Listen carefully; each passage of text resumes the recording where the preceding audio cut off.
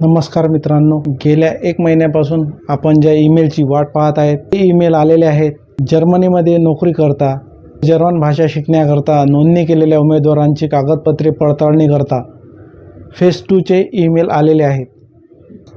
4 ऑक्टोबरला second phase करता document verification होणार आहे. फर्स्ट फेजची 4 सप्टेंबरला सुरुवात झाली होती आणि आता बरोबर 1 महिन्यानी 4 ऑक्टोबरला सेकंड फेज करता डॉक्युमेंट व्हेरिफिकेशन होणार आहे. मागील ईमेल हे राज्य शैक्षणिक संशोधन व प्रशिक्षण परिषदकडून आले होते, परंतु यावेळेस त्यांनी यामध्ये थोडा बदल केला आहे आणि त्या जिल्ह्यातील जिल्हा शिक्षण व प्रशिक्षण संस्थाकडून उमेदवारांना यावेळेस ईमेल आलेले आहेत.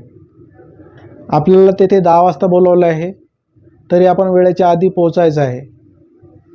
जे उमेदवार मागच्या वेळेस डॉक्युमेंट व्हेरिफिकेशन करता उपस्थित राहू शकले नाही, पण त्यांचे एज्युकेशन क्वालिफिकेशन दिलेल्या ट्रेडनुसार योग्य आहे, त्यांनी यावेळेस नक्की जावे.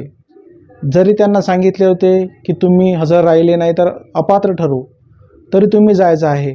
कारण ही काही शासनाची नोकर भरती नाही, त्यामुळे अधिकारी वर्गाला फक्त दिशानिर्देश दिलेले असतात. त्यामुळे त्यांचा जो वेळेवर निर्णय होणार तो पण कधी कधी स्वीकारला जातो.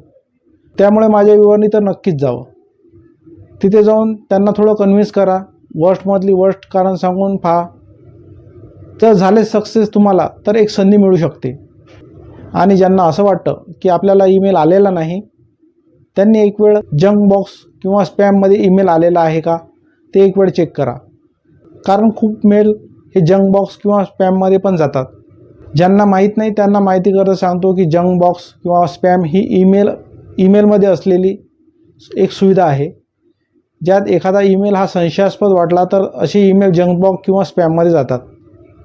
ते तुमच्या इनबॉक्सच्या खालीच एक स्पॅम नावाचं फोल्डर असते, ते तुम्ही ओपन करून त्यात चेक करू शकता. आणि त्यामध्ये पण आला नसेल तर तुम्ही कमेंटमध्ये कोणत्या डेटला ॲप्लिकेशन केले आहे ते सांगा. त्यानंतर ज्यांना ईमेल आलेले आहेत त्यांनी आपली पात्रता आणि डॉक्युमेंट हे त्यांनी दिलेल्या पात्रतेनुसार आहेत किंवा नाही, त्याकरता त्यांनी जी PDF फाईल दिलेली आहे ती एक वेळ कम्प्युटरमध्ये ओपन करा. कारण ती PDF फाईल थोडी रुंद आहे आणि मोबाईलमध्ये पाहताना ती लवकर समजत नाही.